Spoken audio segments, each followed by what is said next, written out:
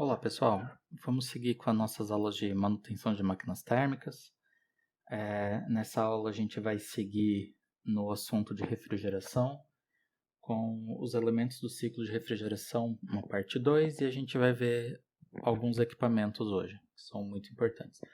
Hoje a gente vai ver sobre o compressor e sobre condensadores. A refrigeração a gente usa em vários setores, em vários ambientes de casa ou da indústria. E aqui eu vou passar com vocês só alguns exemplos aqui para a gente visualizar o contexto, né, onde isso aí se aplica. Semana passada a gente viu sobre, na aula 1, né, na parte 1 de refrigeração, a gente viu como que funciona o ciclo básico. Então esse ciclo básico ele pode ser aplicado aqui nesses diversos exemplos, né? A gente tem esse caso mais comum e simples, que é o ar-condicionado de janela, né? Tem até algumas fotos aqui que a gente pode ver aberto aqui na frente, que ele é um equipamento até, deixa eu pegar aqui o ponteiro, é relativamente simples, ele é um compressor, né? Daí esse compressor, às vezes, ele varia entre compressor de pistão ou compressor rotativo, a gente vai ver sobre isso aí também hoje. A gente tem as tubulações, né, que conectam, e aqui a gente tem um lado que vai ser o lado frio e outro lado que vai ser o lado quente, né? Então, e o ventilador aqui para fazer a movimentação do ar dentro da sala, né? Então, metade desse equipamento fica para fora do ambiente e a outra metade fica para dentro do ambiente refrigerado. Aqui, pelo que a gente vê, né, a gente pode ver que essa serpentina maior ela é característica do formato que a gente vê de ar-condicionado de janela, né? Então, provavelmente isso aí é a região que fica para fora, né? Fica para fora do ambiente, para a rua. E então aqui vai ser o calor vai ser jogado para fora, né? Enquanto que aqui pro lado de dentro a gente tem o evaporador, né? Então ele é o evaporador porque ele precisa absorver o calor do ambiente, né? Então, como ele absorve calor, esse calor absorvido vai evaporar uma substância, né? Que é o fluido refrigerante, e ele volta então para o compressor para seguir o ciclo dele, ok? Temos os equipamentos que são split, que é similar a esse equipamento aqui, só que ele é dividido, né? Em dois equipamentos, né, separados. Então é bastante similar nisso aqui no conceito, só que é separado o equipamento, né? Então é separado o compressor e as coisas que geram calor, então o compressor e o lado quente, né, que é o condensador que precisa jogar o calor para fora, ele fica para fora do ambiente e, né, a tubulação vai levar então o fluido refrigerante para dentro do ambiente e vai ter então aqui dentro o split, né, fazendo a função de operando como o evaporador. Aqui tem até um desenho, né, mostrando que uma mesma unidade condensadora pode ser utilizada para resfriar dois ambientes, né? Então ele pode mandar o fluido refrigerante gelado, né, frio, e receber o fluido refrigerante quente, né, e fazer essa troca de calor.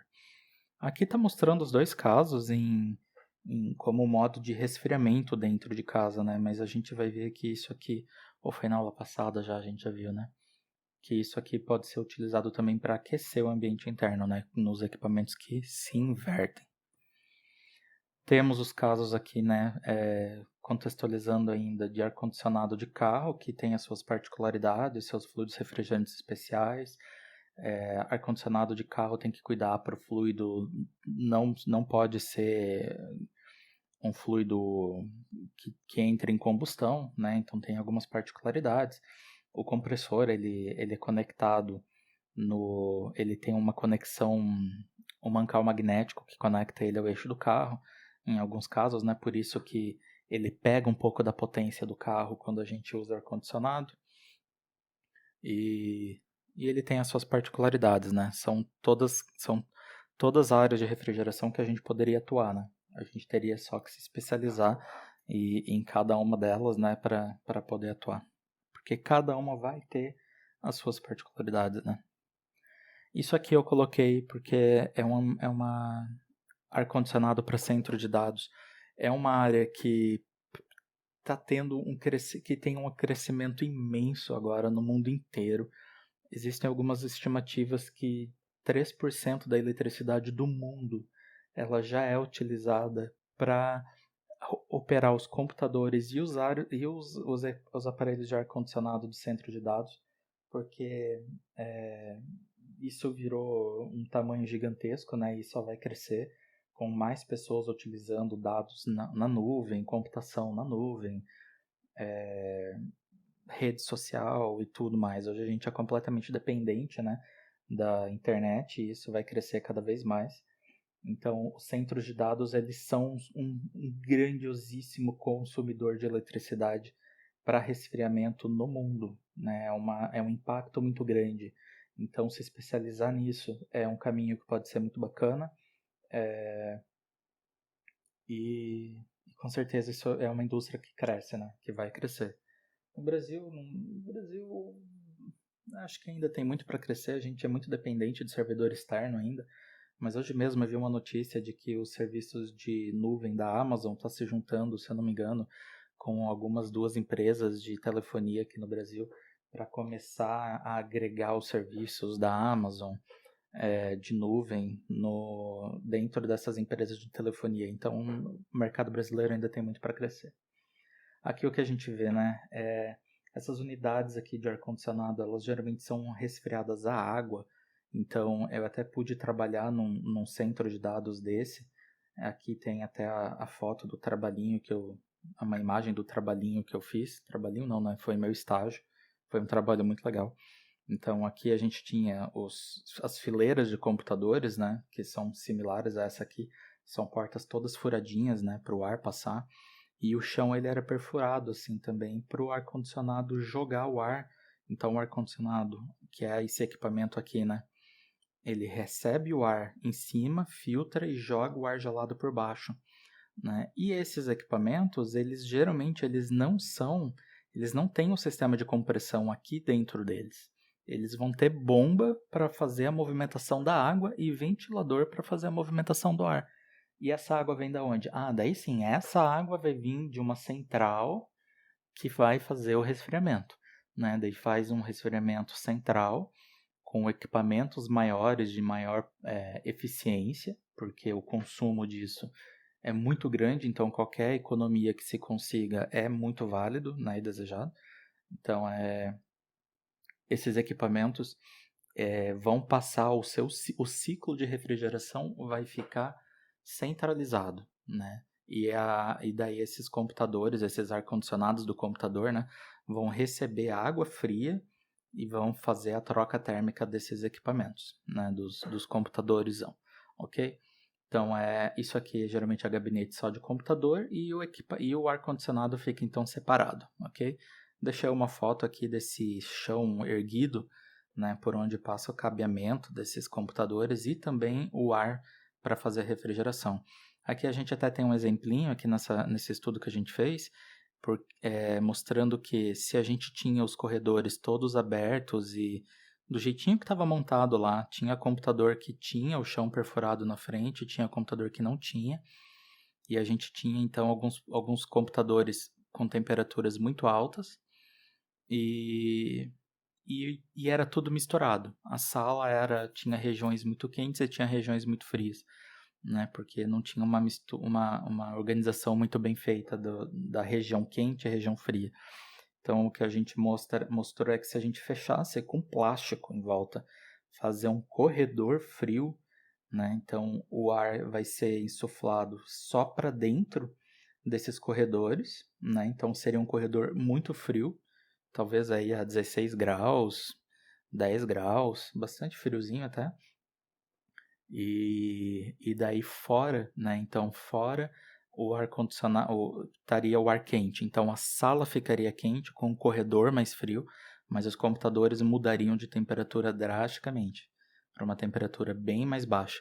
E se a gente consegue deixar o computador numa temperatura bem mais baixa, talvez a gente possa até desligar um ou dois ar-condicionado dessa sala. Nessa grande sala tinham 5 ar-condicionados, né? Então a gente consegue economizar dessa forma, desligando algum equipamento. Aqui eu peguei umas fotos do Google, né, porque é a grande potência mundial de de computação e de banco de dados. Então, eu peguei uma foto aqui só mostrando organizadinho, né, e as fotos que eu busquei foram mais mostrando os sistemas de refrigeração, que eles têm que ter um estudo muito grande de refrigeração, né, então armazenamento de fluidos, né, tubulação, e eles fazem tudo organizadinho para ficar bonito ainda, né.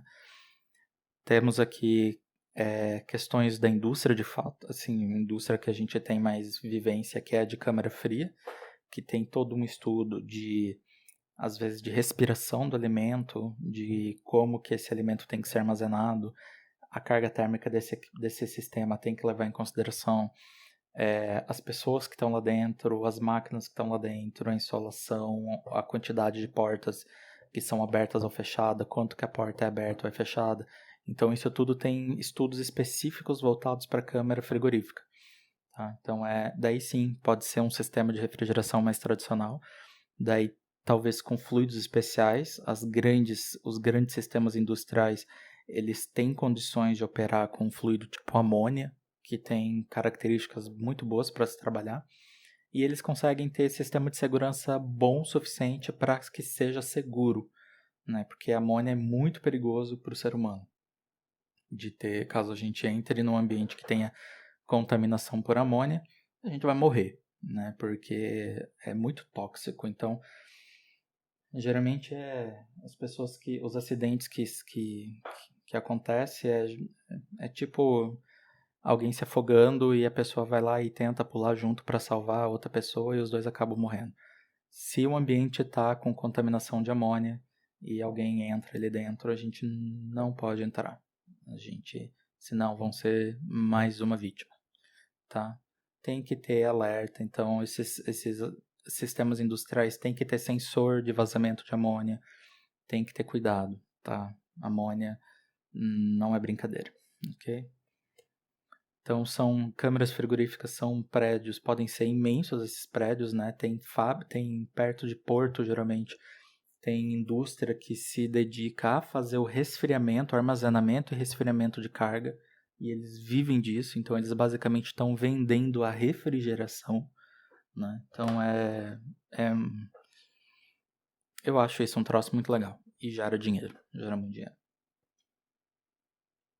Transporte frigorífico, né, tá dentro geralmente desse mesmo, tanto é que na câmara frigorífica a gente vê um monte de caminhão frigorífico, né, então geralmente está dentro da mesma rede de comércio, no mesmo setor, né, então tem que ter ali a câmara frigorífica para fazer o controle da carga. Os containers frigoríficos, eles possuem as suas próprias unidades de resfriamento, então eles são né, como se fossem geladeiras completas, né, isolado com o seu sistema de refrigeração próprio, que vai ter que ser alimentado, né, ao longo da viagem. Tanto é que tem um cabinho aqui, né, a gente vê o cabinho conectando, então no porto ou no navio eles vão ter que ser mantidos em operação, né, para fazer o resfriamento. Então é uma área de trabalho também bem grande. Indústria alimentícia de forma direta, né, com túnel de congelamento, daí vai ter diversos setores, diversos tipos de processos de congelamento ou resfriamento nos diversos setores de alimento, né, cada um com as suas particularidades. Aqui na foto a gente tem um túnel de congelamento, né, como se fosse um carrossel, digamos assim, né, um passeio, né, que o alimento faria para ser congelado, né. Da mesma forma que tem às vezes forno em esteira, né, para fazer o aquecimento ou o cozimento do equipamento, também tem esse sistema para fazer a troca térmica e resfriamento. Aqui outros exemplos, né, esse aqui sim, tipo um carrossel, né, já que vai girando. Desumidificadores podem utilizar, o problema que a gente tem com o ar-condicionado split, né? Como um ambiente é separado do outro, né? Como um equipamento está separado do outro no ambiente, né? A gente tem às vezes a desumidificação muito severa do ambiente, né? E fica até desconfortável para a gente ficar dentro. Aqui eu estou usando um split e quando eu vou dormir eu uso um umidificador, né? Então eu jogo um pouco de ar dentro, deixo a noite inteira ligado. Já que o ar-condicionado está a noite inteira ligado, eu deixo o umidificador também a noite inteira ligado, jogando umidade dentro do quarto. Porque eu sei que o ar-condicionado vai tirar muito dessa umidade e fica desconfortável. Então, o ar-condicionado ele pode ser sim como se fosse um sistema de resfriamento, né? Só que ele vai resfriar a temperaturas que não precisam ser tão baixas, ele só precisa chegar na temperatura de bulbo úmido do ar, né? Então, dá para fazer um estudo aí de quanto seria uma umidade baixa o suficiente, né, para fazer essa desumidificação. Mas o ar-condicionado nosso está em temperaturas bem baixas, né? Que é um problema que o ar-condicionado de janela não tem, porque o ar-condicionado de janela permite alguma troca, alguma renovação de ar, né? O ar pode entrar um pouco pelo ar-condicionado de janela, coisa que o split não permite. Tanto é que a gente lembra, né? Às vezes a gente anda na rua e tem ar-condicionado pingando na cabeça dos outros na calçada, né? Coisa que antigamente existia mais. Porque o ar-condicionado ele remove a água, né? Tanto é que o split, o evaporador do split, ele tem que receber os tubos de cobre do lado da evaporadora, que vai fazer a troca com o fluido refrigerante, e ele tem que levar uma tubulação de água, né? Que é para fazer o gotejamento da umidade que o split remove do ambiente, ok? Coisa similar ao que tem aqui nesse desumidificador. Secadora de roupas também. Os modelos mais comuns no Brasil, eles funcionam como se fosse um secador de cabelo só. Então ele esquenta o ar até uma certa temperatura, deixa ali um tempo. E às vezes algumas dessas secadoras têm uma exaustão, então ela joga fora esse ar quente.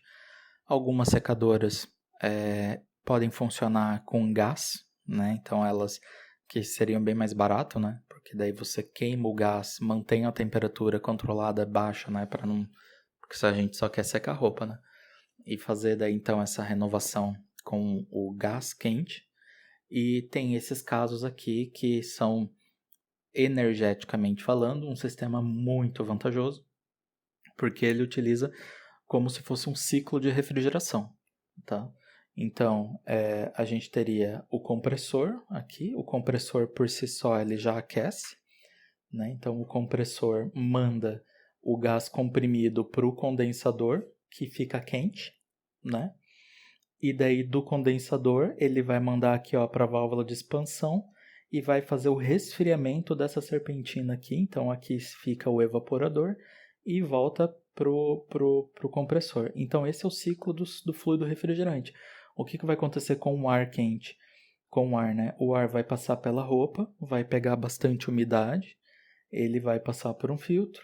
No evaporador ele vai encontrar essa serpentina fria, muito fria. Então, quando o ar carregado de umidade bater nessa serpentina fria, a água vai condensar e a gente vai diminuir a umidade absoluta do ar. A gente tem a umidade absoluta e a umidade relativa, né? Então a gente diminui bastante a umidade absoluta porque de fato a gente está gotejando água para fora do ar e a gente exclui essa água num dreno, joga para fora da máquina, né? Então esse ar frio depois, muito frio e já seco, né? Ele vai passar depois na serpentina quente, aonde ele vai diminuir ainda mais agora a sua umidade relativa, porque ele já vai ser uma massa de ar que carrega pouca massa de água dentro dele. Então, quando a gente vê que a umidade está muito alta, por exemplo, a gente sabe que aquele ar carrega umidade. Então, quando esse ar passa, o ar úmido passa na serpentina fria, ele perde umidade, né? Como se, da mesma forma que o copo de refrigerante gelado goteja de água em volta, né? Então, quando o ar frio encontra uma superfície fria, ele condensa a umidade que tem dentro dele. Então, ele segue daqui para frente com pouca massa de água. Daí, quando a gente aumenta a temperatura, a gente passa daí a diminuir a umidade relativa. A umidade relativa, ela quantifica, a gente vai ter uma aula para isso ainda. Ela quantifica a quantidade de água que o ar conseguiria carregar dissolvido dentro dele. Quanto mais alta for a temperatura, mais água o ar consegue carregar dissolvido na sua massa. Quando o ar está muito frio, ele consegue carregar pouca água, porque a umidade vai condensar logo, né? O ar frio carrega pouca umidade. O ar quente pode carregar muita umidade. Então, se o ar chega com pouca umidade absoluta e a gente esquenta, ele vai ficar então com uma umidade relativa muito baixa. Isso quer dizer o quê? Que ele conseguiria pegar da roupa a maior quantidade de água possível.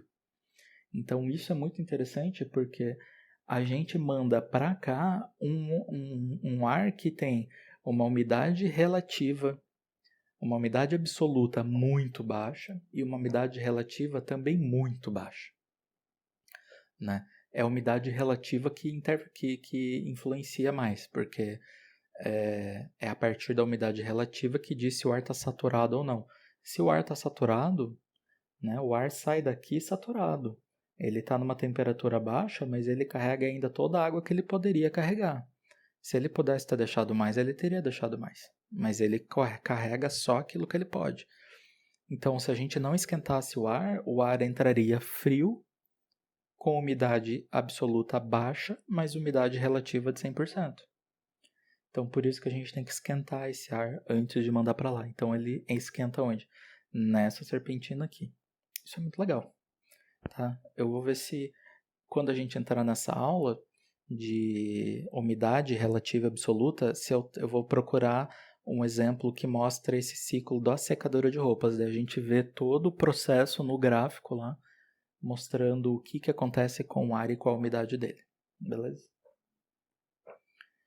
Temos um grande setor, muitos estudos acontecendo na área de expositores. A Coca-Cola é uma financiadora bastante intensa nas universidades ao redor do mundo de pesquisa em refrigeração, tá? Porque eles gastam muito com refrigeração também, tanto na produção, quanto no transporte, quanto na exposição, né? Nos expositores deles, eles gastam muito.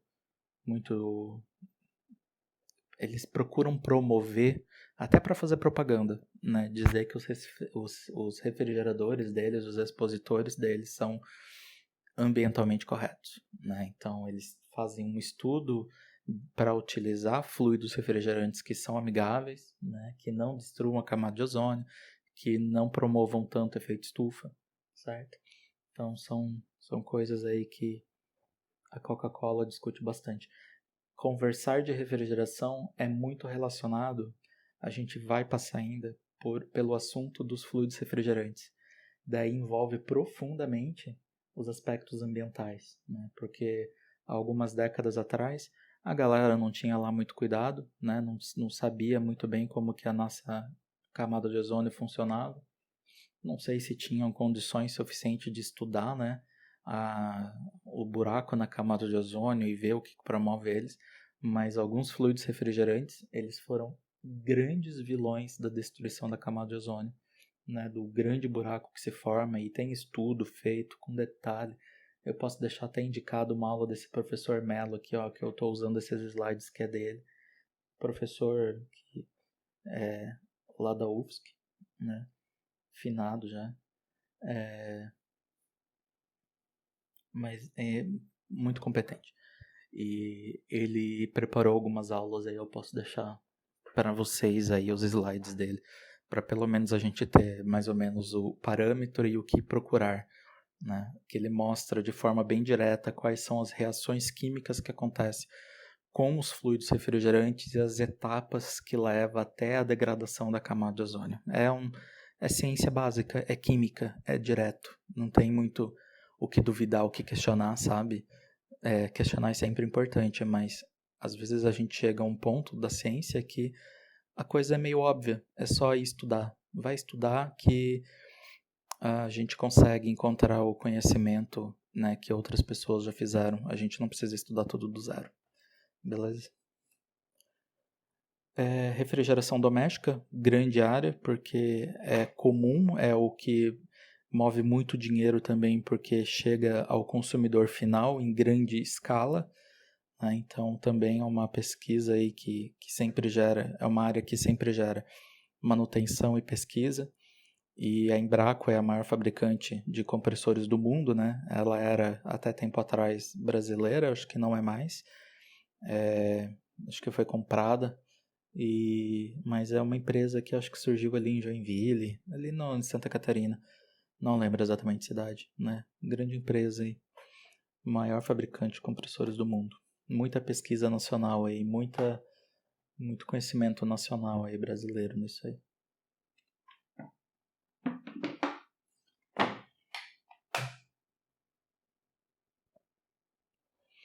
Vamos ver então sobre compressores. O compressor ele é um dos principais componentes do sistema de refrigeração. Sem o compressor, a gente, assim, sem qualquer um dos equipamentos básicos, compressão, evaporação, válvula de expansão e evaporador, a gente não faz a refrigeração. A gente precisa de todos eles, né? Mas é no compressor a parte onde é realizado o trabalho, né? É um sistema, talvez, não vou falar mais complexo, eu acho que mas é como se fosse o coração da refrigeração, sabe? Como se fosse. Numa analogia direta, assim, né? Com compressão e bombeamento e coisa assim. Mas a função dele é aumentar a pressão do fluido refrigerante e promover a circulação desse fluido no sistema. Eu penso que o aumento, a compressão, ou melhor, o aumento de pressão, ele é também relacionado muito com a válvula de expansão, né? Então, porque eu acho que eu comentei isso na aula passada. Se a gente faz a compressão com uma válvula de expansão completamente aberta para a atmosfera, a gente nunca conseguiria comprimir, a gente simplesmente movimentaria fluido. Agora, se a gente restringe o escoamento com a válvula de expansão, daí a gente passa a aumentar a pressão, né, entre o compressor e válvula. E do outro lado, entre válvula e compressor, né, no lado de baixa, a gente também promove o abaixamento de pressão, né? Porque o compressor, enquanto a pressão está baixando, né, o compressor suga mais fluido refrigerante do que o que a válvula deixa passar. A gente vai aumentando a diferença de pressão, né, ao redor da válvula, até que chega um ponto em que a vazão que passa na válvula de expansão é igual à vazão que o compressor puxa. Então, daí se iguala a pressão, dá para dizer que a pressão fica constante, ok? Mas tanto o aumento quanto o abaixamento de pressão é resultado da atuação do compressor junto da válvula de expansão, ok?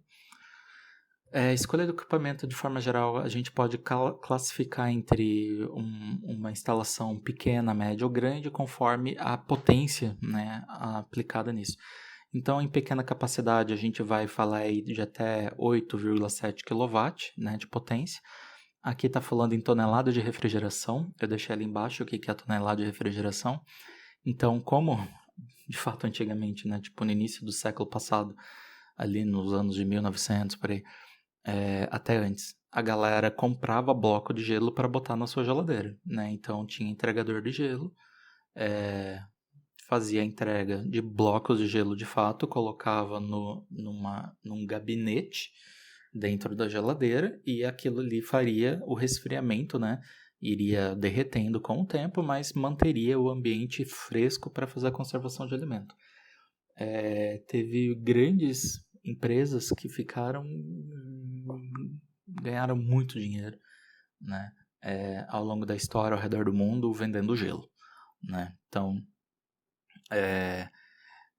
aqui a tonelada de refrigeração é a quantidade de energia a ser refrigerada para congelar aproximadamente 1 tonelada, né? Sei lá, alguma unidade deles ali americana, eu acho. 1 tonelada de água em 24 horas. A gente pode pensar o contrário também, né? Quanto de resfriamento a gente teria ao descongelar 24 toneladas de água em 1 tonelada de água em 24 horas, né? A gente tem que fornecer para o gelo a quantidade de energia necessária, então isso viria do ambiente que está sendo resfriado, ou do alimento, né, que vai ser esfriado. Então a gente está falando de energia por tempo. Energia por tempo é potência, né? Então ali de forma precisa, ali, não sei se é tão preciso, mas eu coloquei aproximado ali, né? Uma tonelada de refrigeração ao redor de 3,5 kW, tá?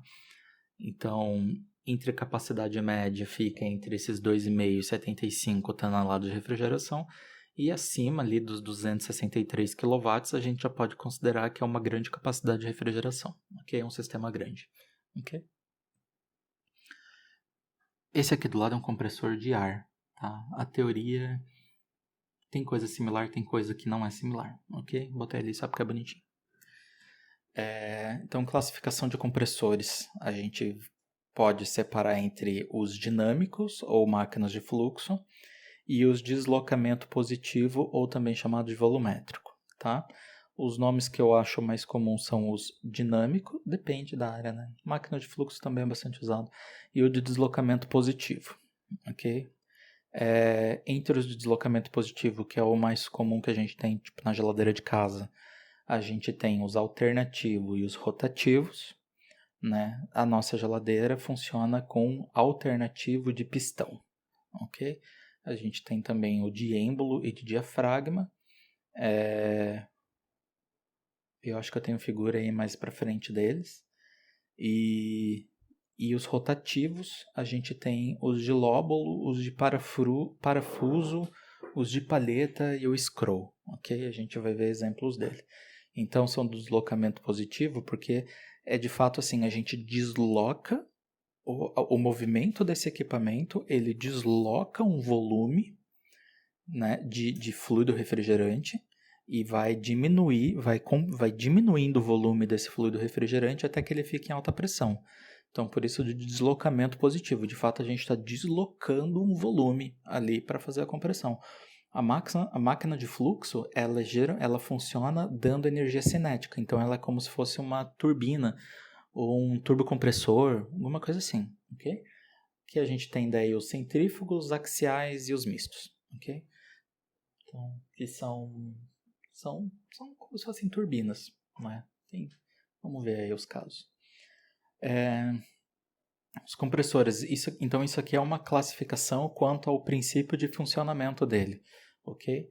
Entre a forma construtiva, a gente tem também a classificação entre os herméticos e os sermeméticos. Os herméticos são os que são completamente fechados e isolados do ambiente externo, ok? Ele é soldado, ele é fechado de forma com que o fluido refrigerante lá dentro não tenha contato nenhum com o ambiente externo. Ele é até isolado, em muitos casos, eletricamente, tá? Então, ele tem uma partida do motor, né, que pode gerar uma faísca. Então, há quem se preocupe até, por exemplo, se teve um vazamento de gás na cozinha, de gás de combustão, né, de GLP.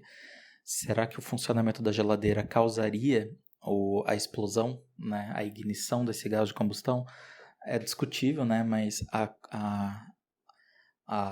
eu não sei dizer a resposta certa, não tenho a resposta certa para isso, mas eu acredito que é um risco mais baixo, porque é feito isolamento elétrico, inclusive, desse tipo de compressor para que ele funcione completamente isolado do ambiente externo, ok?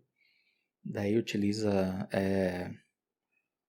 isolantes elétricos ali, de cerâmicos, coisas assim, para fazer o isolamento total disso aí.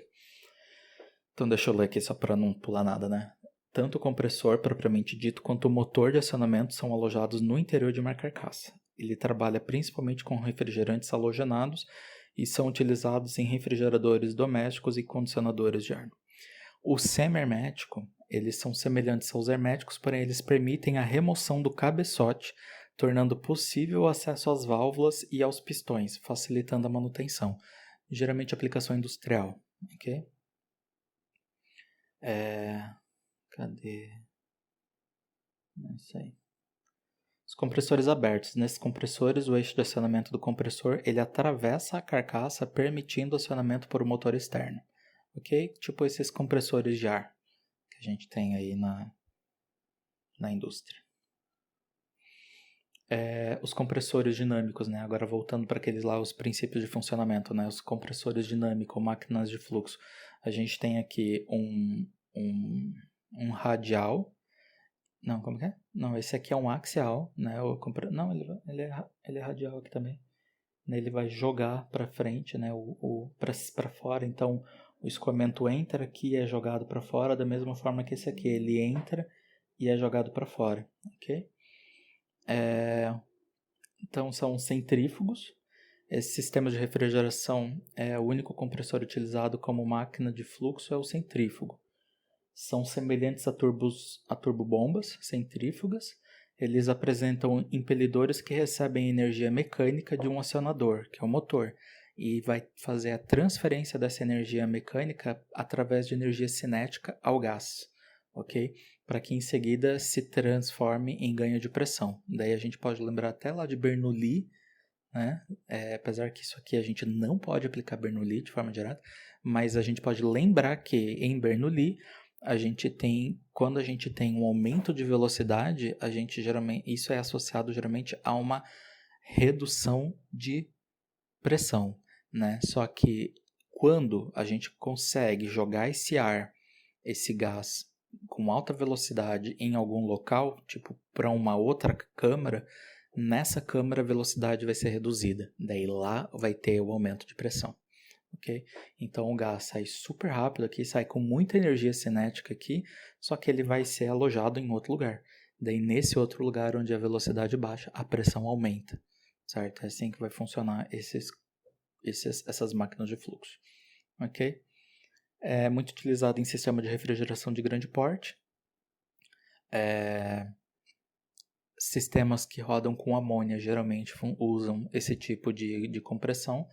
E eu estava confuso aqui, né, se era axial ou não. Esse aqui não é axial, mas o axial a gente pode lembrar da turbina de avião, né, aquela turbina chamada de turbofan. Então, o turbofan ele tem naquela primeira entrada, aquela primeira camada de, como se fosse hélice que a gente vê ali, né, de hélice não de lâminas, né, que tem na frente do turbofan. Aquilo ali é um compressor, a gente parece um ventilador, né, falando, mas ele é um compressor axial. Então ele vai girar e vai ele vai empurrar o escoamento para dentro, aumentando a pressão, né, de forma axial, porque ele passa no sentido do eixo, né, do sistema. Esse aqui é o contrário, o eixo está aqui e o escoamento acontece aqui, no sentido radial, né, ou centrífugo. A força centrífuga ela é uma resultante, né? Eu mantive aqui porque fica mais claro para a gente entender. Mas força centrífuga precisa de uma outra discussão. Caso queiram, procurem por força centrífuga na internet, vocês vão encontrar a discussão. Eu gosto às vezes de chamar de resultante centrífuga, tá? Mas eu mantive assim. Então os compressores centrífugos eles utilizam a força centrífuga para deslocar o refrigerante, semelhante a uma bomba centrífuga. A bomba, vamos lembrar da bomba que a gente consegue lembrar bem da bomba.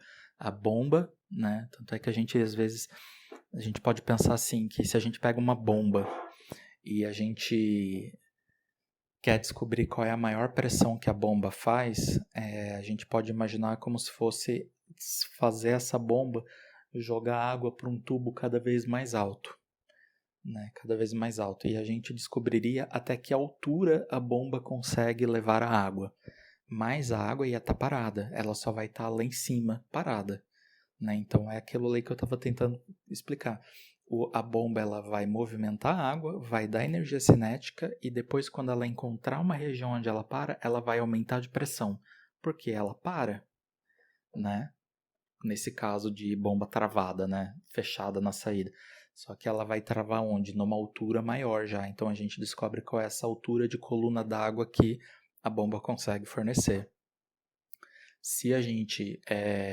Geralmente o objetivo da bomba não é simplesmente elevar o fluido para que ele fique parado numa torre de coluna d'água. Não é o objetivo. Mas daí assim, a gente tem que lembrar que a bomba tem uma curva de vazão por pressão. Quanto maior a vazão da bomba, menor é a pressão que a gente consegue impor no escoamento com uma certa bomba.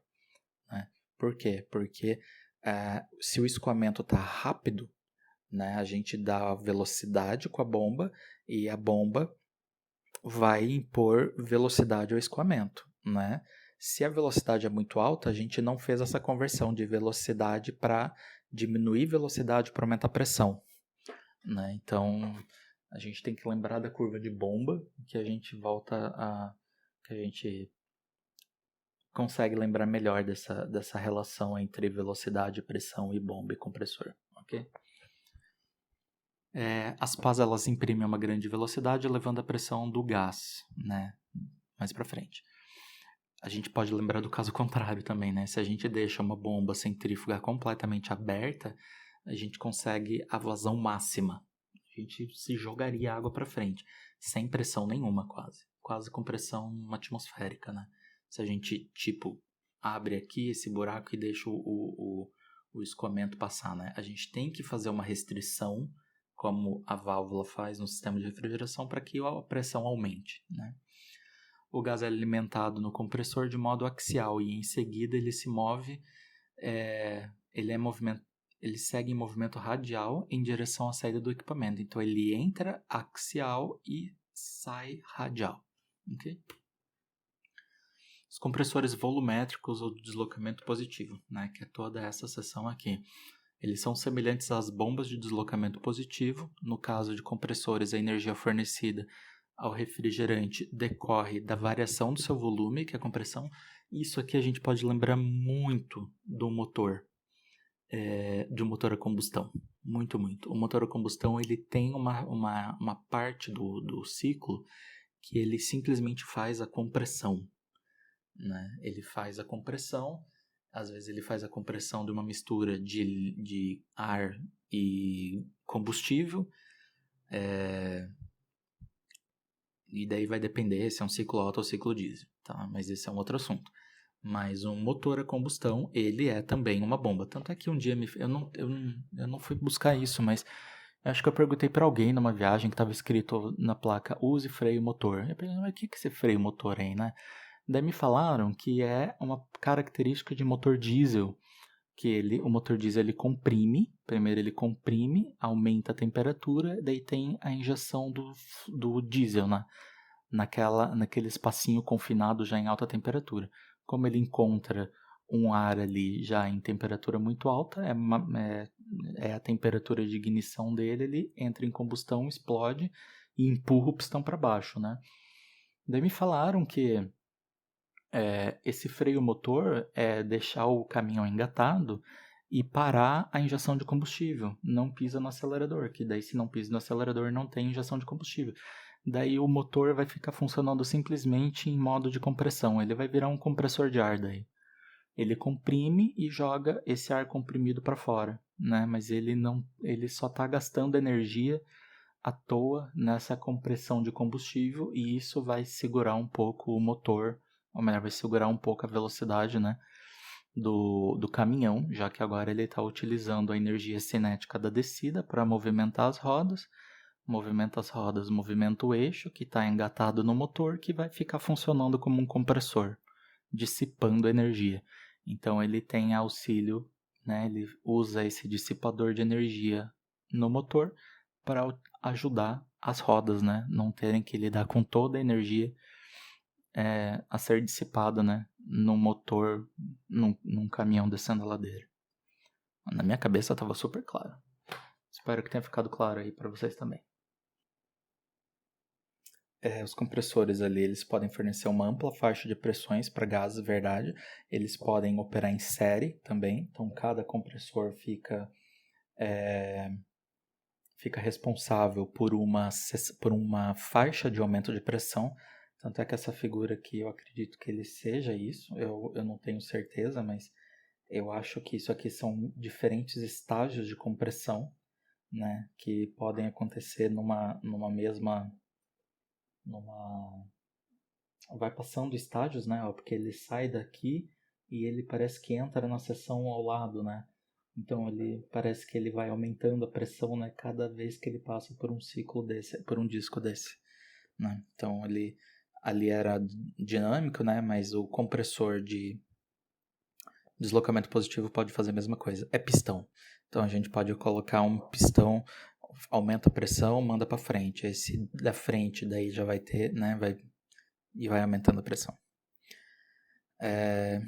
Os compressores rotativos, então dentro dos deslocamentos positivos, temos os rotativos, os mais utilizados são os de parafuso e palheta. Nos compressores rotativos, os fluidos geralmente são comprimidos por elementos giratórios. Eles apresentam menores perdas mecânicas por atrito, pois possuem um número menor de peças móveis. Ele não tem pistão ou êmbolo. Tá? A compressão é feita de modo contínuo, nem sempre, às vezes nem sempre. Depende, a compressão é contínua, a descarga nem sempre. Tá? Com ausência de válvulas de admissão ou de descarga, que diminui as perdas, melhorando o rendimento volumétrico. Às vezes assim, nesse caso, a pressão aumenta de forma contínua, mas a descarga ela acontece de tempo em tempo. Tá? Então, me expressei mal ali. Aqui nesse caso, compressor rotativo de palhetas deslizantes. Tá? Aqui eu achei uma foto que eu achei bonita. Essas palhetas vão se encaixando aqui, né, conforme esse rotor vai girando. Possui palhetas forçadas contra a parede. O gás entra pela abertura de sucção e ocupa os espaços entre essas palhetas. Aqui nesse caso a gente pode ver, essa palheta ela tem que se expandir, porque aqui ela está tão mais perto. Aqui ela está encostada, né, da carcaça. E aqui na frente ela vai ter que se alongar, né. Tem até um desenho de uma molinha ali. Muito bonitinho esse desenho. Esses espaços vão se reduzindo de modo a provocar a compressão então progressiva do gás. Ok? Utilizados em geladeiras, congeladores, condicionadores de ar. Ok? R22 é o refrigerante mais utilizado nesse tipo de compressor. E ali tem os seus substitutos. O que eu vejo mais comum atualmente é o 410A. O R22 ele não é tão amigável ambientalmente. Eu não lembro qual que era a particularidade dele. O R410A já é mais legal. Né? Só que o 410A eu vejo que ele tem equipamentos de ar-condicionado no Brasil que são mais caros. Você tem que pagar um bocado a mais para ter um fluido refrigerante mais amigável. Os rotativos de parafuso, eles têm uma complexidade de construção grande. Né? Isso aqui não é qualquer maquininha que faz esse tipo de parafuso aí, essas roscas que se complementam, né, que se encaixam. A gente tem aqui a saída e ele vai diminuindo, né, vai ocorrendo a compressão, né, diminuindo o espaço entre essas roscas. Ele consegue um fator de compressão bastante alto nesse tipo de máquina. A saída dele também não é contínua, né? Porque a gente vê que ele pode ter uma paradinha, né? Uma seção de saída aqui. Tem algumas outras fotos, se vocês procurarem na internet, vocês vão ver assim, uma seção que ela precisa se encontrar, né? Como se fosse um meio buraquinho em cada uma desses parafusos. Daí, quando eles se encontram, ocorre a saída do fluido refrigerante, né? Os rotativos do tipo parafuso, capacidade de refrigeração versus potência necessária, capacidade de resfriamento de 20 a 1300 TR, então conseguem capacidades muito altas, né? E tem ali os fluidos que são utilizados, né? Inclusive a amônia. O do tipo scroll, ele também vai apertando o escoamento, né? Conforme, se a gente ficar acompanhando esse GIF aqui, a gente vê, né, quando ele encosta que ele captura o ar, né? Então ele vai fazer a captura do ar, não, né? Do fluido refrigerante, e daí ele sai carregando isso e apertando cada vez mais o caminho dele, ok? Ali, utilizados em condicionadores de ar e resfriadores de líquido. Eu acredito que alguns dos ar-condicionados domésticos nossos operam nesse ciclo aí, nesse equipamento. Eles não possuem válvulas de sucção ou de descarga, né? Então o próprio movimento dele já consegue fazer essa restrição do escoamento, né? apresenta baixo ruído e vibração e alta capacidade, leveza e alta eficiência. Então eles têm essa carinha aqui, ó, bonitinha. Não necessariamente esses compridinhos tem que ser scroll, tá? Pode ser outros tipos, mas os scrolls vão ter essa carinha. Capacidade de resfriamento aí não tão alta, né? E tem ali os fluidos refrigerantes. Os compressores alternativos, eles são os mais utilizados, tanto em número de, acredito que em número de unidade também. A Embraco, né, a grande fabricante aí que a gente tem no Brasil, eu acredito que, eu nunca fui olhar o catálogo da Embraco, né, mas eu acho que deve ser só o alternativo que eles fazem, esse de pistão, ok? São utilizados sistemas de ar-condicionado também, o refrigerante amônia é utilizado nesses compressores para refrigeração industrial, mas a nossa refrigeração doméstica também vai com isso aqui, ok? Compressores de pistão de êmbolo é uma combinação de pistão e cilindro. São compressores em que o gás é transportado pelo movimento linear de um pistão no espaço confinado, cilíndrico ou não, ok? Então são características, ó, tem cara de pistãozinho, né? Cara de pistãozinho isso aqui.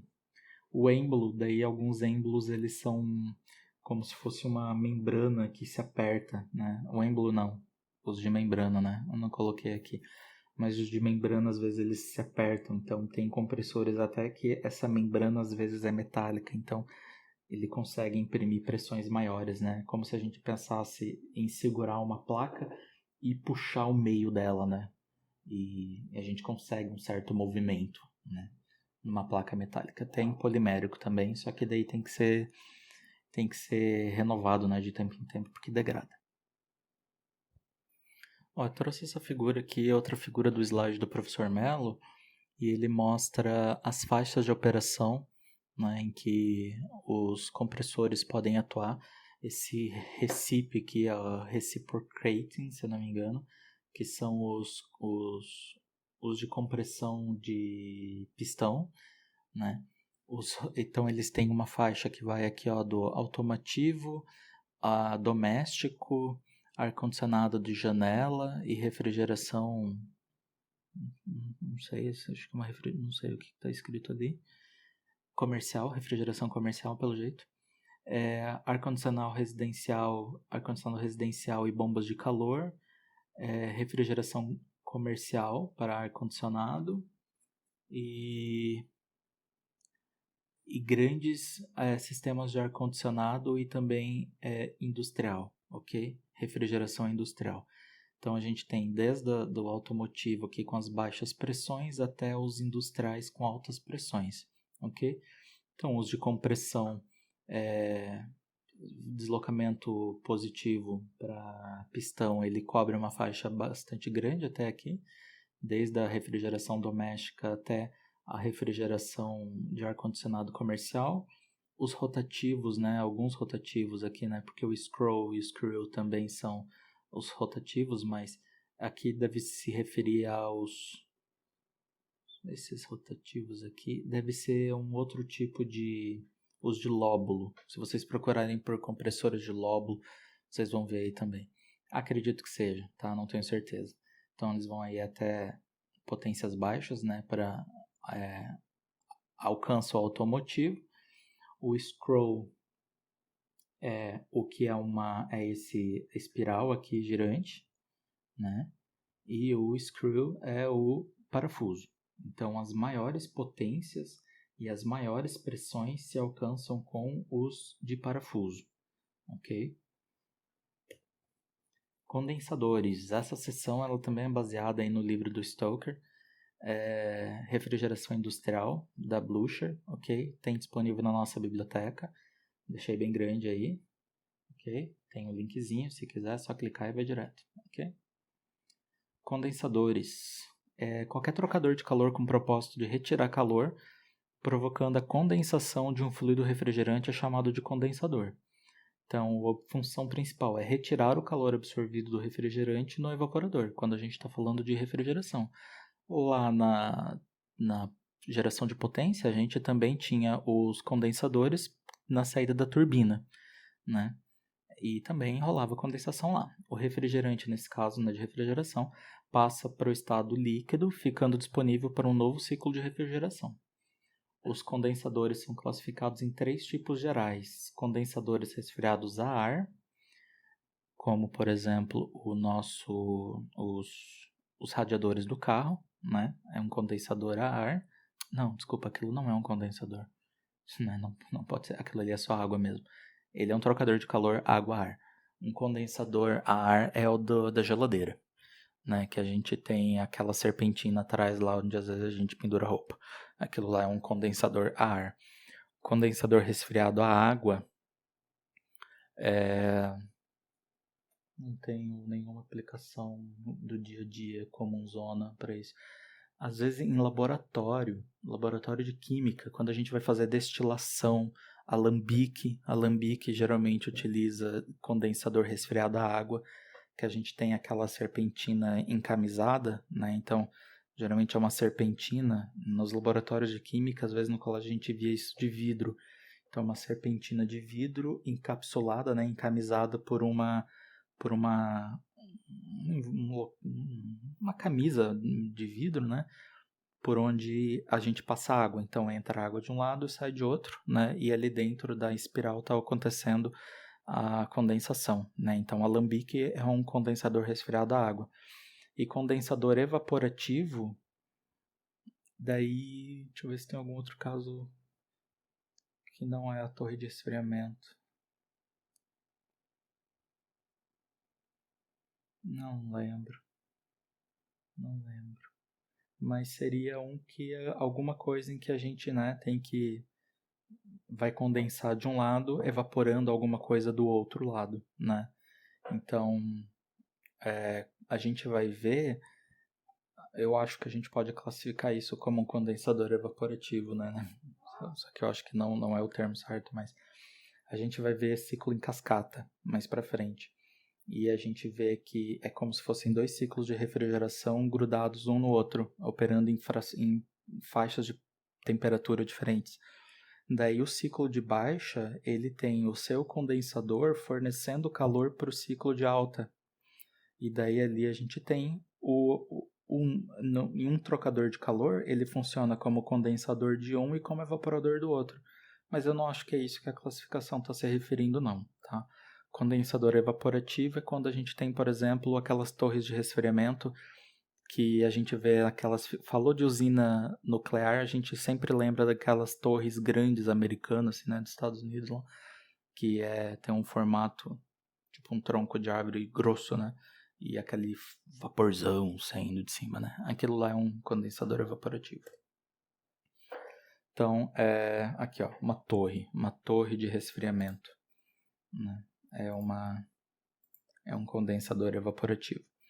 Então, aqui, refrigerante é o trocador a ar, né? O condensador a ar, o condensador a água, ar de condensação, não, refrigerante. Eu não sei o que ele está querendo dizer aqui com essa figura. Isso aqui é do Stoker direto, tá? Ar de condensação, não sei do que ele quer dizer isso. Eu acho que isso aqui é tipo um trocador de calor casco e tubo, né? Então aqui passaria um fluido refrigerante, geralmente água, tá? E aqui seria o gás a ser condensado, né? Tanto é que ele sai refrigerante líquido.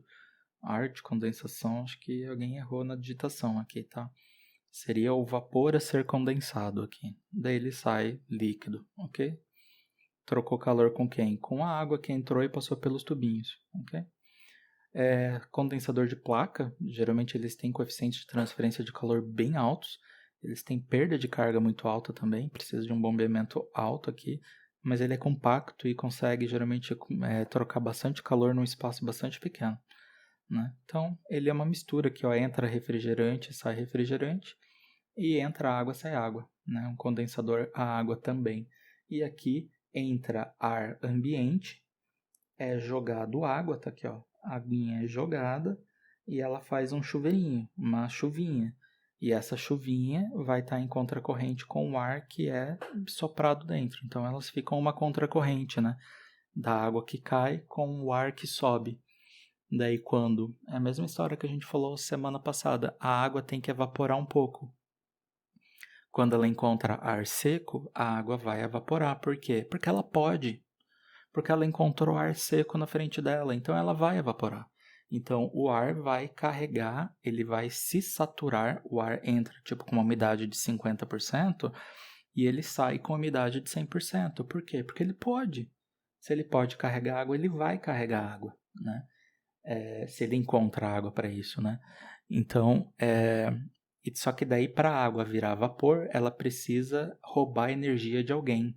Ela rouba a energia de quem? Da água vizinha, né? Então, quando um pouquinho de água evapora, a água que permanece líquida fica mais fria e ela cai fria. O que a gente paga? A gente paga a eletricidade do ventilador e a gente tem que pagar a água que a gente está evaporando e mandando para fora, tá? E é pouca água? Não. Eu lembro que eu tive uma professora, a professora Márcia Mantelli, que ela tinha um projeto lá na UFSC, que alguém ali comentou, eu não lembro quem, mas era uma indústria, uma planta de refino da Petrobras. Ela consumia nas torres de resfriamento dela água suficiente para uma cidade de 200 mil habitantes. Então é uma quantidade de água que se evapora absurda, né? Porque são plantas industriais muito grandes. Então, conseguir economizar aqui não é pouca coisa, é um grande impacto. A relação de rejeição de calor, isso aqui é coisa do Stoker, tá? Eu acho que a gente pode fazer outros cálculos, que daí é coisa que a gente viu lá em fenômeno de transporte, mas como eu estou usando o Stoker aqui, eu vou mostrar o que ele traz aqui, que é uma forma de pensar, ok? Então, o vapor ele sai do compressor como vapor aquecido, superaquecido, né, na verdade, devido ao aumento da pressão e absorção de calor do motor do compressor. O calor no condensador que será eliminado do refrigerante inclui a absorção de calor no evaporador e a absorção de calor produzido pelo trabalho de compressão, né? Que é algo que a gente conversou lá também sobre bomba de calor, né? Se a gente utilizar o ciclo de refrigeração para esquentar a casa. E esse RRC aí, que é a relação de rejeição de calor, ela pode ser determinada a partir do catálogo do fabricante de compressores, seguindo aquela relação de uma razão entre a capacidade de refrigeração mais a potência de compressão dividido pela capacidade de refrigeração, ok? É dimensional porque é quilowatt por quilowatt ali. Daí a gente pode vir aqui olhar, tá? Se a gente tem, por exemplo, um compressor semi-hermético, né? Que está aqui as linhazinhas. E a gente tem uma temperatura de evaporação, digamos, de menos 20. E uma temperatura, e melhor, daí a gente vê aqui qual que é o nosso RCC, tá? Onde é que o nosso RCC tá? Digamos que deu 1,5, a gente tem aqui, 1,5, então vai encontrar essa curva de 20 graus negativos aqui. Então, eu conseguiria ter uma temperatura de condensação aqui entre 40 e 45, ok? Dá para a gente já ter uma ideia de como é que o sistema funciona, tá? Daí o Stoker comenta aí de catálogo de fabricante, ok? Tem que olhar o catálogo de fabricante e ver se ele usa essa mesma conversa aqui, ok?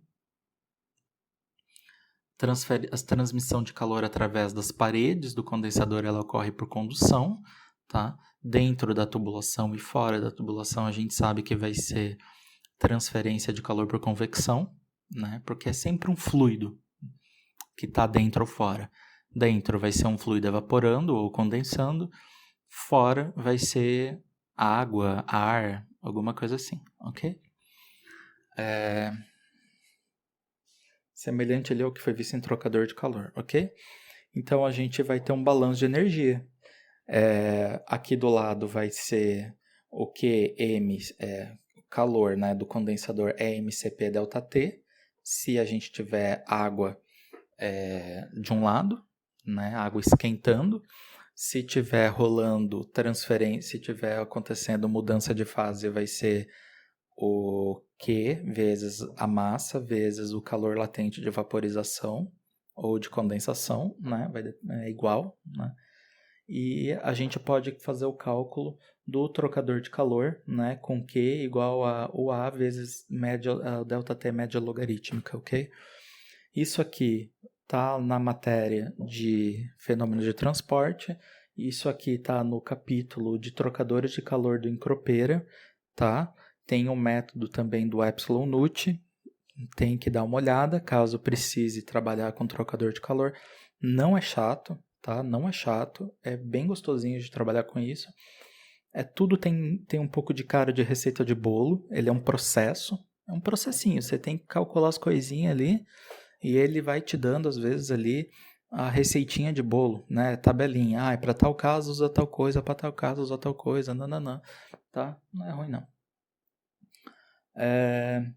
No interior do condensador existe a região aqui, ó.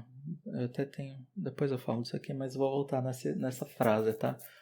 No interior do condensador existe uma região em que o refrigerante se encontra no estado de vapor superaquecido e de líquido, que não é homogêneo. Então, né, a gente diz que o condensador só condensa porque a gente está fazendo uma simplificação, mas ele também às vezes tem que esfriar o escoamento antes, dependendo do caso.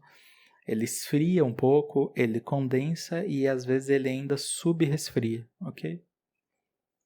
Daí tem caso a caso. Isso aqui é coisa de transferência de calor, tá? É o ΔT média logarítmica, tá? Caso queira calcular.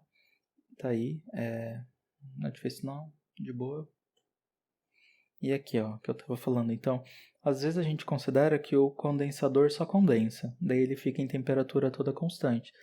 Mas na realidade, às vezes ele tem que esfriar o escoamento para depois condensar e ainda faz um subresfriamentozinho, ok? A água de resfriamento tem um comportamento meio que similar aqui, tá? Para todos os casos. Ela só vai aumentando de temperatura conforme ela vai absorvendo calor aqui, ok?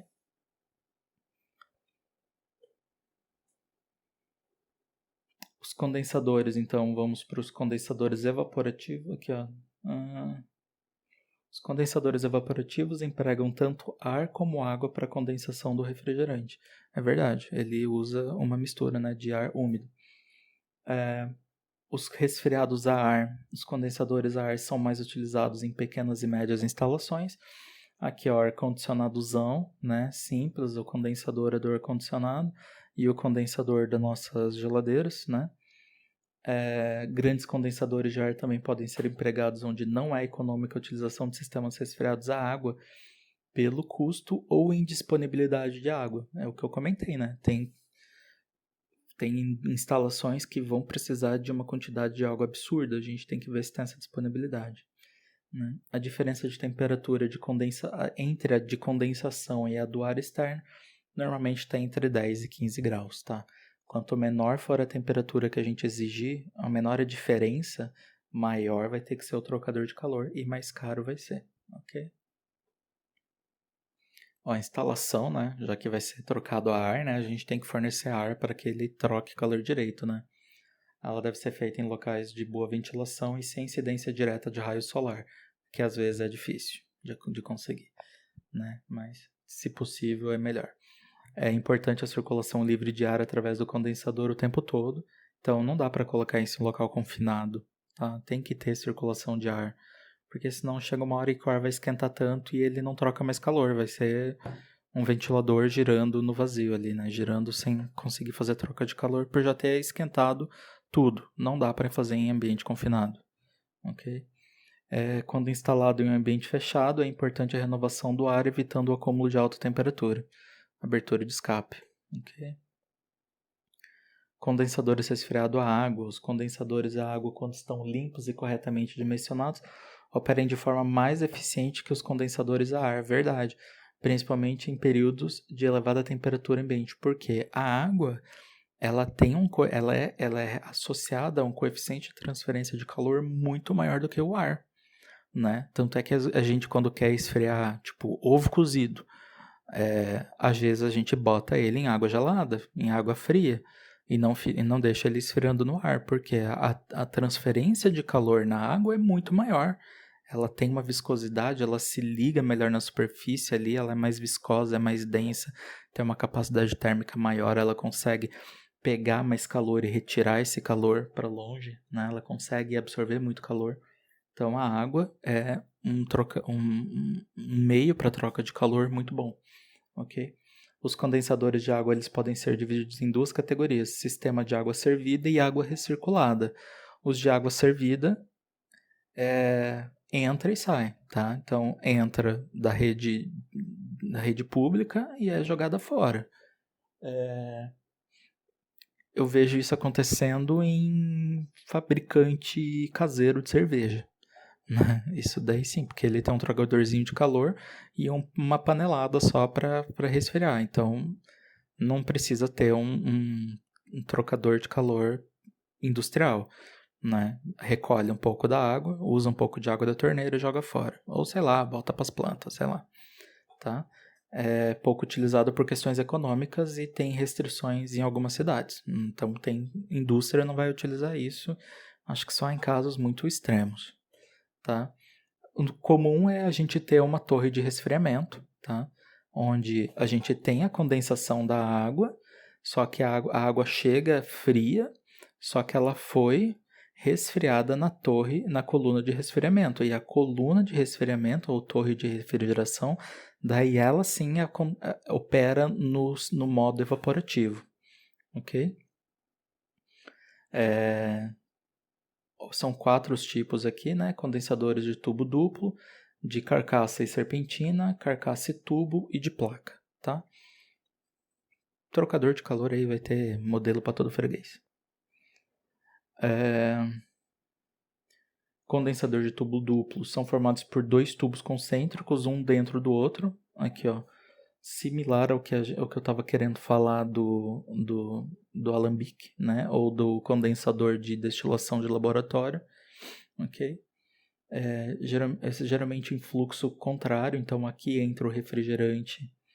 Ou melhor, aqui sai o refrigerante. Então, aqui entra a água. Tá? Para ser sempre em contracorrente, ok?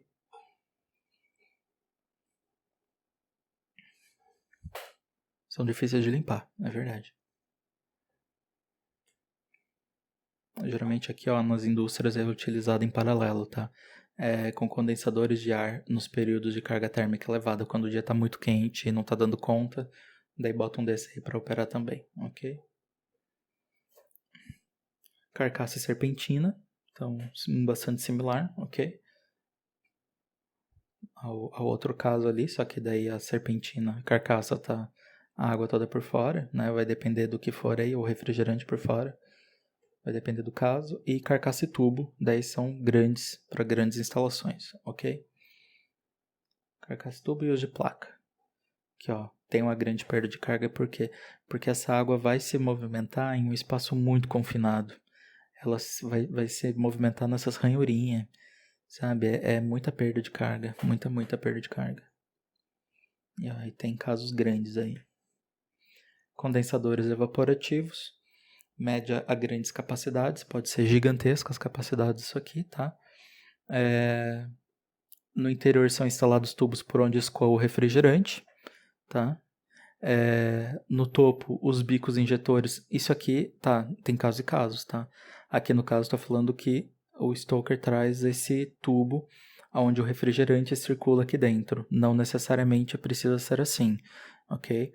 Pode ser só o chuveirinho de água para resfriar a água e depois leva essa água para resfriar lá o condensador, né? Então, ó, é a água que vem, ó, saída de água, a bomba de água, tá? Então, pode ser a água aqui que vai fazer a transferência de calor do condensador, tá? Pode ser o caso também onde a serpentina do refrigerante está dentro, logo está direto ali em contato, tá? Eu vou mostrar um exemplo aqui que fica mais claro. No topo, os bicos injetores pulverizam a água sobre a tubulação que passa o ar refrigerante,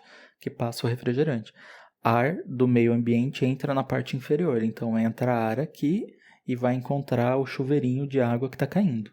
Tá? Quando a água pulverizada passa sobre os tubos, ela resfria esses tubos e, consequentemente, condensa o refrigerante. Tá? Ao mesmo tempo, a água vaporiza, sendo posteriormente resfriada. Então, a água pode evaporar. Se a água caiu no tubo e evapora, é como se fosse a gente suando. A água evapora para resfriar a gente, ou a água evapora para resfriar o tubo. A água, se tiver caindo e trocando calor com o ar, daí trocando massa com o ar, né? Então, o ar vai passar a carregar um pouco de água, e daí ele resfria a água que restou, né? Que permaneceu como água, ok? Fiz desenho bonitinho disso aí na aula passada, ok? Aqui é uma fotinha e um exemplinho, tá? Como isso aqui traz uma complicação a mais, eu fiz esse modelinho aqui no Python, eu vou deixar aqui para vocês, não vou falar dele, tá? Só vou o basiquinho ali. Mas isso aqui é uma outra propriedade. A gente vai ter que mexer com propriedade termodinâmica da mistura, tá? A gente não tem mais ar puro ou... Até o ar puro é uma mistura, né? Ele é uma mistura de vários gases, mas até agora a gente trabalhou com água pura, com R134A puro. E aqui agora, quando a gente está trabalhando com ar, a gente tem uma mistura de ar e água, né? A água na forma de vapor. Então, aqui entra o ar com uma certa umidade relativa, de 60%, e ele sai totalmente saturado, né? Numa temperatura maior, completamente saturado. E aqui entra a água, ocorre o chuveirinho aqui, né? Então, aqui é a região que vai ter a troca térmica, a transferência de massa, né? Entre o ar e a água. E aqui sai a água resfriada já, né? Volta a estar 22 graus aqui, nessa saída. Só que isso, para trabalhar, a gente tem que pensar então agora na propriedade termodinâmica da mistura. E como é que a gente faz isso? A gente vai utilizar aqui, ó, coprop, humid air prop. Então, ele traz as propriedades do ar úmido, ok? A gente continua trabalhando em Pascal e Joule da mesma forma que o prop SI. Tá? Nas aulas passadas eu acho que eu usei o prop SI apenas uma vez. Eu usava mais o state. Aqui eu quase não vou usar o state. Eu vou fazer tudo com o prop SI. Tá? E lembrar que ele opera em Pascal e Joule. Então como é que usa ele? Deixa eu pegar um exemplo. Ó. Aqui eu já defini quem é T1, P1, T2, P2, T3, P3, T4, P4. E também quem é a umidade relativa do 1 e do 2. O 1 é o ar que entra com umidade relativa de 60% e o 2 sai em 100%. Ok? Então, eu botei esse RH aí, que é a umidade relativa. Como é que funciona? Então, para qualquer propriedade, eu vou usar o HA, que é Humid Air Prop. Tá? Então, é ar úmido prop SI. O que eu quero? Eu quero o W. O W é o símbolo para o nosso ômega, tá? Que é o nosso símbolo para a umidade. Então, tem que olhar lá. Eu vou até botar o link. Eu vou deixar o link nesse arquivo que eu vou botar no Moodle, tá? Então, eu quero o quê? Eu quero W. O que eu vou dar? Temperatura igual a T1, pressão igual a P1, R de umidade relativa igual a RH1. Então, aqui mesma coisa, T1, P1, RH1, T1, P1, RH1. O que eu quero? Aqui eu quero o ômega, aqui eu quero o volume específico, e aqui eu quero o H de entalpia. Tá? É isso. Não é tão muito mais difícil. A diferença é que antes a gente dava temperatura e pressão e estava feliz. Já era suficiente na maioria dos casos. Aqui agora a gente tem que dar uma umidade relativa ou uma umidade absoluta. Tá? O ômega, ele é a umidade absoluta. Então, ele é em quilograma de água por quilograma de ar seco. Tá? Vou botar em português aqui, lá. Escrevi assim, não sei porquê. Então, é quilograma de ar por quilograma de ar seco. É a umidade absoluta. E a umidade relativa é sempre em porcentagem. Ela é 100% quando ela está saturada, quando ela não consegue mais carregar água dentro daquela massa de ar. E ela vai ser parcialmente saturada, então tipo 60%, quando ele atingir 60% da umidade relativa que ele pode carregar. Então ele ainda pode carregar, ou melhor, ele poderia carregar ainda mais 40% de água até saturar. Tá? Se essa temperatura aumenta, a mesma massa de ar passaria talvez de 60, a mesma umidade relativa passaria talvez de 60 para 50, porque agora o ar consegue carregar mais água. Então a umidade absoluta, ou melhor, a umidade relativa diminui com o aumento da temperatura, ok? Vamos falar disso com amor e carinho. Então, ó, depois que eu defini aqui as propriedades, os estados, né? Eu vou definir as propriedades. Então, eu preciso do ômega do estado 2, do estado 1, eu vou precisar da entalpia, tá? O ponto 3 e o ponto 4 é só água pura, tá? Então, eu trabalhei só com o próprio SI normal, dei temperatura e pressão para o fluido água, tá? E busquei o quê? Busquei o H, busquei o volume específico, ok? Então, olhem esse exercício, caso seja do interesse de vocês, e vejam o balanço daqui. O próximo slide parece que dá medo, né? Não, eu só tentei ser simples, eu juro. Na verdade, eu tentei ser o mais explícito possível, ok? Eu fiz o balanço de massa de água que entra com a água que sai, tá? Então, aqui, ó, onde aqui entra a água? Entra a água com a umidade relativa do ar no estado 1. Quanto que entra? Entra toda a massa M1, mas toda a massa M1 é água? Não, só a fração ômega 1. Então, é ômega 1 vezes a massa de ar. Onde mais entra água? Entra na massa M3, entra na massa de reposição e sai onde? Sai na massa de ar 2, que sai a massa de ar vezes o ômega 2, e sai no M4, ok? Daí eu fui trabalhando aqui até achar a quantidade, isolar a massa de água de reposição, que ainda não tem como calcular, mas eu vou utilizar ela aqui embaixo, tá? E depois eu fiz o balanço de energia, tá? Balanço de energia. O H1 é uma entalpia da mistura.